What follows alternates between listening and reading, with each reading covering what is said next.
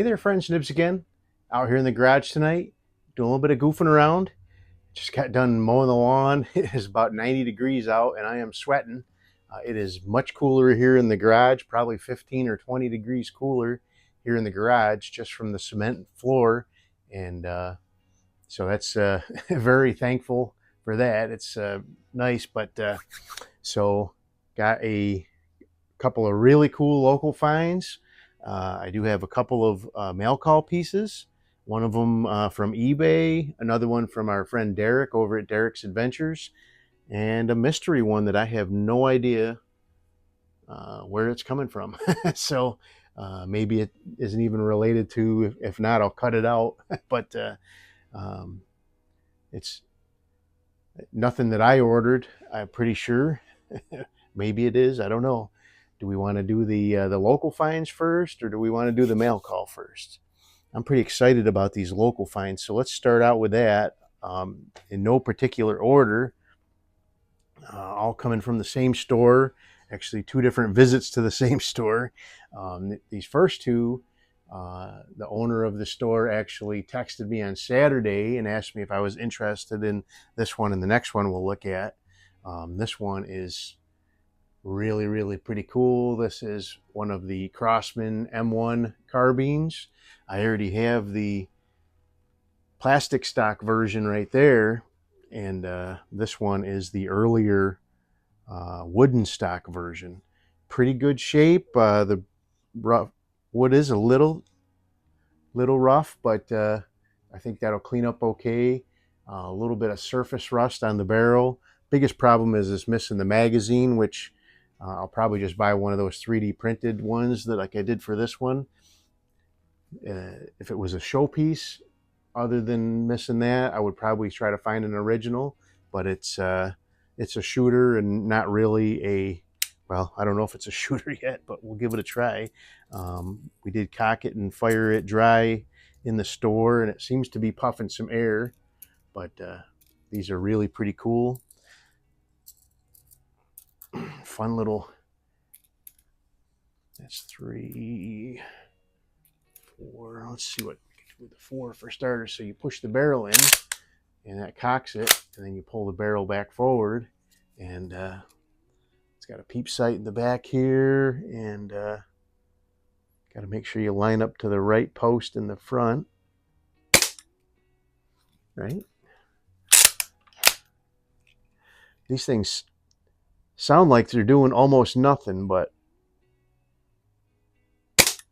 my other one's the exact same way. It really sounds like it's not doing anything, but it's actually kicking these BBs out at, that one's kicking them out at like 350 feet per second, which is pretty darn good for a little Springer BB gun. I put 4 in there, right? So we should have one more.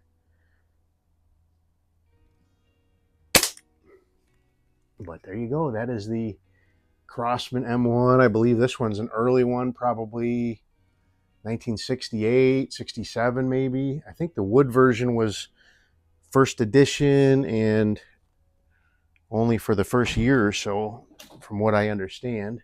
And then they came out with the crosswood one, like this one here. Now this next one, when I saw the picture of it laying down on its side, I thought it was a Virau. Honestly, I thought it was a Virau air gun, and it has the safety like a Virau, and the trigger guard looks like a Virau trigger. Only thing that was missing was, and it's actually down inside there, that little silver adjustment screw for the trigger. It even has the rounded heads of the screws for the where the barrel attaches to the receiver. But what this is actually a BAM Chinese made XS-B26. I haven't done any research on it yet, but it is a really good looking air rifle. So this one has a serial number on it that begins with 05 and ends with 93. I'm wondering if 05 is the make or the year it was made, or 95. It's in really good shape. Nice beach stock. But if anybody has any knowledge or information about this brand, I would really appreciate any information you might be able to get. But let's see if it's working. Again, I don't. This is my first shots with all of these, so.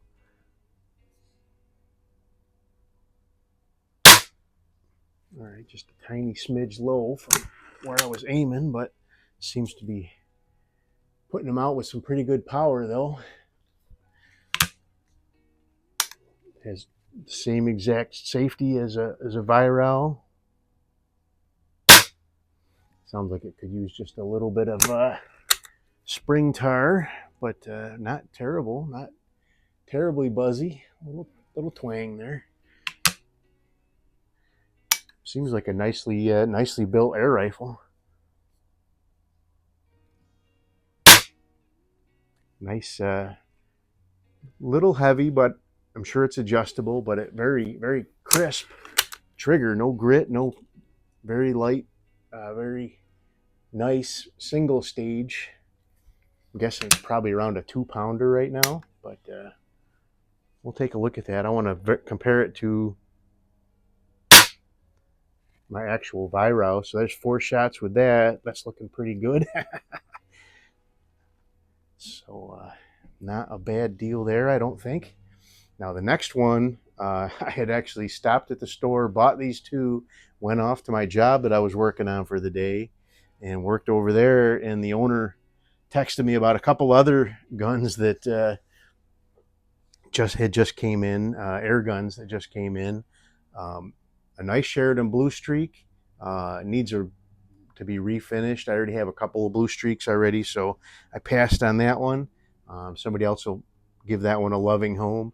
And also there was a Crossman, fairly newer Crossman brake barrel. Also there was a Daisy Avante, really nice one, but I've already got a 753 and an 853 here already, so I didn't need that one either. But this one really caught my eye. I haven't done any kind of research on it yet, but it's just really cool. All it says on it's got some Chinese writing. It's got a picture of a mountain. I'll take a picture of this and put this up here for you guys to see. But and it just says made in China. Other than a what looks like a serial number down here at the bottom, there's absolutely no other markings that I can find on it anywhere.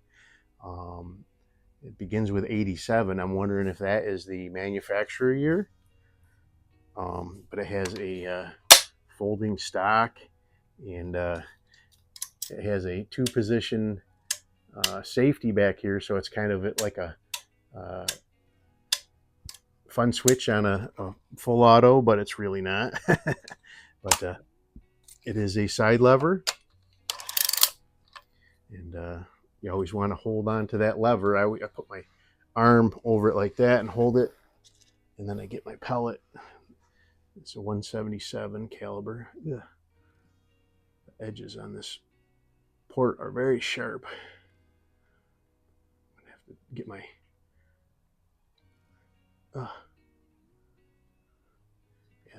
edges. I'm gonna have to deburr those edges. I don't think this gun looks like it may have never been used. I don't know.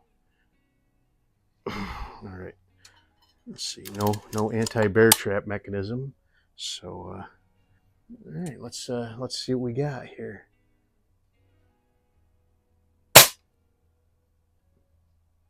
All right, I think I see that one was right on the right hand side of that red diamond, right? That's pretty cool.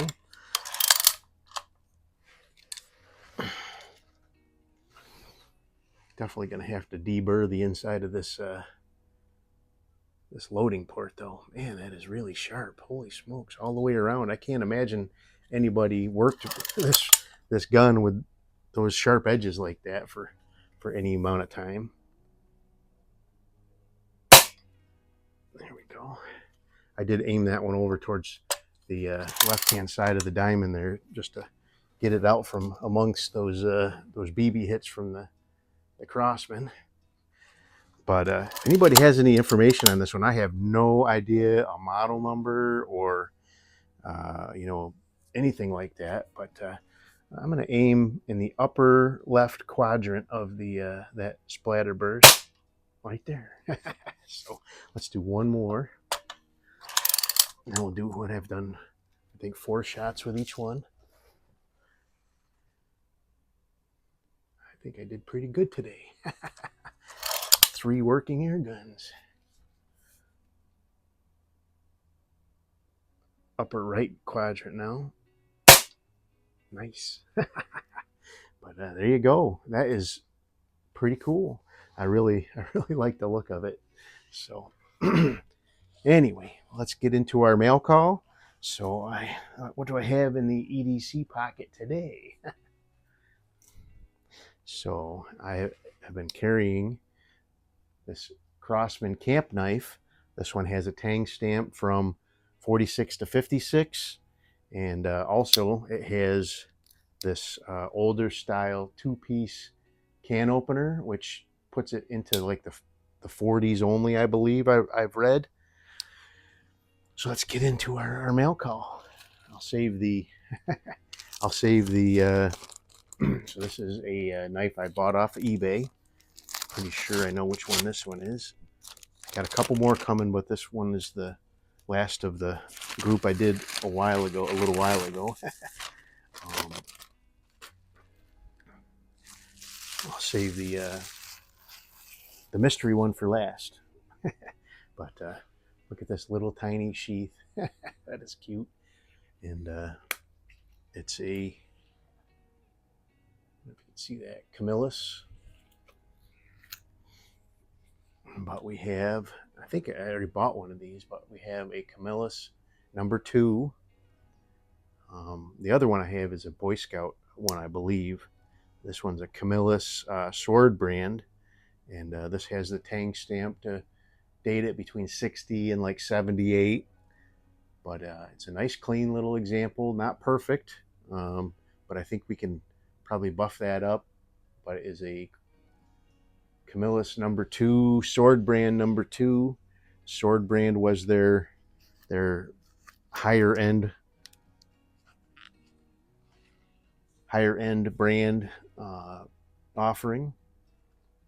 So this next one is being sent over to me by my buddy Derek. Derek and I talk all the time on mostly via Facebook Messenger, but we've chatted on the phone several times as well. But we've traded stuff back and forth, and the main thing in here, I think he did say he was going to throw something else in too, but the main thing in here is we traded a couple of air guns, and he traded me his what is it? It's a Mosin or a Nagant revolver. I can't remember. Gletcher. That's the name, Gletcher. So we traded, and I traded for his Gletcher Nagant revolver. And he was digging around, and he realized that he had these the bullets, cartridges for that gun. So he said he'll send them over.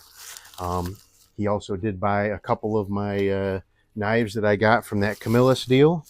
Oh, yeah, he did throw something else in. So we have a little red dot or scope mount for, I think he said this was for a Crossman. He said be careful what you snap it on, because once you get it on there, it's pretty much on there permanent. But this is like for a 2240 or a 1377, 1322 type of so I might I'll have to think about where I'm going to put that before I snap it on. But appreciate that, Derek, and appreciate the money for those 2 knives. Now this one is a mystery. This one, let me see if it says anything on here. Shipping department. Yeah, I don't know. If it does turn out to be something, I'll cut it out. But something that doesn't belong to the channel.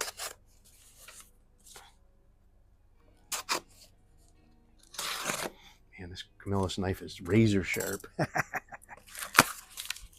Funny story, we were doing a little bit of training for a couple of our technicians, new technicians at the shop, how to put connectors on RF cable and stuff. And one guy that was doing some of the training was using a razor knife, and he was struggling to cut the cable, and I broke this out and just whoop, cut right through it. So what do we have here? What do we have here?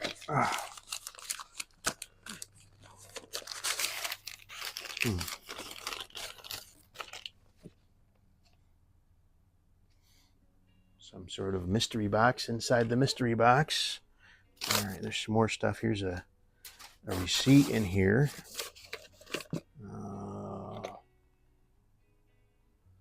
What's this? Barlow knife kit. Uh-oh. All right, let's have a look here at this. Let's have a look here at this receipt. Oh. So what is, oh, Smoky Mountain Knife Works. Ooh. Uh-oh, I see a name there. Okay. This is coming to me from Mr. Bill Dye. We all know and love Bill Dye. He's a great supporter of not just my channel, but quite a few airgun channels. Something from Smoky Mountain Knife Works. I have no idea what it is, but we'll give it a look here in a second. But I really appreciate Bill. He's one of those guys that I hope someday I do get to meet him. And let's take a look at what this W.R. Case and Sons Barlow knife kit.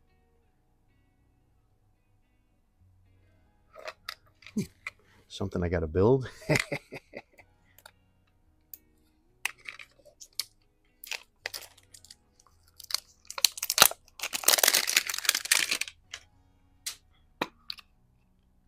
Oh yeah. So it's a